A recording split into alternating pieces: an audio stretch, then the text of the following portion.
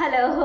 അപ്പം നമുക്ക് ഇന്ന് ചുരുങ്ങിയ ചിലവിൽ എങ്ങനെ ഹെയർ സ്പാ ചെയ്യാമെന്ന് നോക്കാനാണ് കേട്ടോ. കണ്ടോ, എൻ്റെ മുടി ഭയങ്കര ചക്കിരി പോലല്ലേ.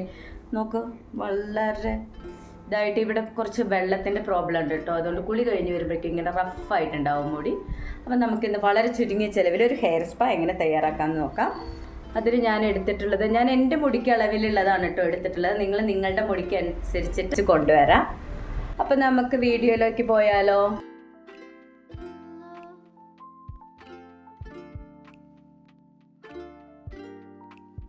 അപ്പോൾ നമുക്ക് ഈ ഹെയർ മാസ്ക് എങ്ങനെ തയ്യാറാക്കാമെന്ന് നോക്കാം. ആദ്യമായിട്ട് 2 റോബസ്റ്റ് ബനാന എടുത്തു, പിന്നെ അലോവേര ജെൽ എടുത്തു, പിന്നെ ഇത് കോക്കനട്ട് ഓയിലാണ്, നിങ്ങൾക്ക് ബദാം ഓയിൽ വേണമെങ്കിൽ യൂസ് ചെയ്യാം.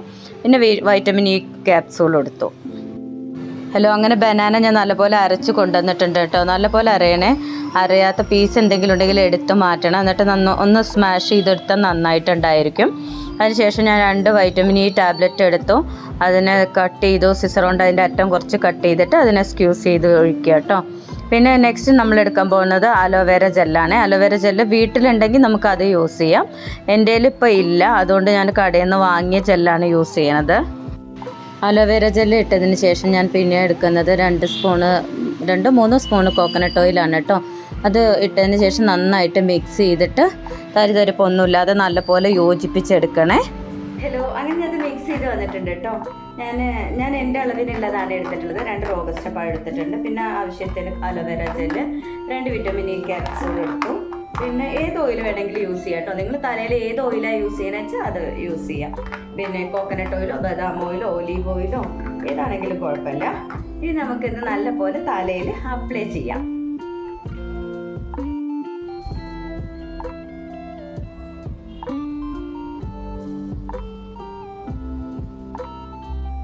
അത് ഞാനിത് തേക്കുമ്പോൾ ക്യാമറ ഓണാക്കാൻ മറന്നു.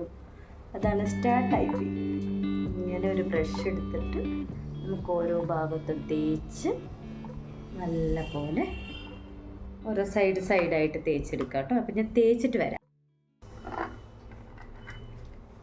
ഞാനപ്പോൾ വാഷ്റൂമിൽ പോയിട്ട് എല്ലാം തലയിലൊക്കെ ആക്കി വന്നിട്ടുണ്ട് കേട്ടോ. ഇതിലൊക്കെ ആക്കി ഇങ്ങനെ ഇനി നമുക്കൊരു 30 to 35 മിനിറ്റ്സ് നമുക്ക് വെക്കാം. അതിന് ശേഷം ഷാമ്പു ഇട്ടിട്ട് നമുക്ക് കഴുകി കളയാം. ഓക്കെ.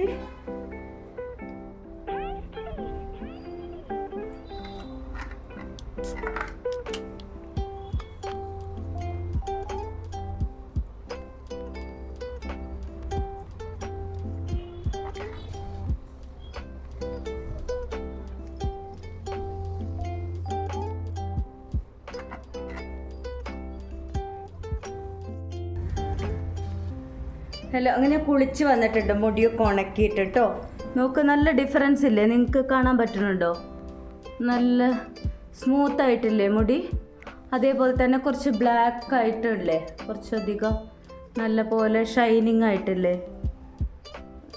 ഇനി ഒരു 3-4 വീക്കൊക്കെ ഇങ്ങനെ ചെയ്യുകയാണെങ്കിൽ ഇനി ഒന്നും കൂടി ഭയങ്കരമായിട്ട് സ്മൂത്താവും കേട്ടോ. പിന്നെ ഒരു പ്രധാന കാര്യം ശ്രദ്ധിക്കേണ്ട എന്താണെന്ന് വെച്ചാൽ, ഇത് കഴുകി കളയുമ്പോൾ ആ ബനാനയുടെ പൊടി ഭയങ്കരമായിട്ടുണ്ടാവും.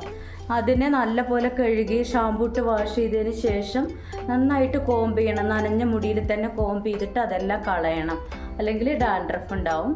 അതൊരു കുറച്ച് ഡിഫിക്കൽട്ടായിട്ട് തോന്നി എനിക്ക്. ബാക്കിയുള്ളതൊക്കെ നന്നായിട്ടുണ്ട് കേട്ടോ.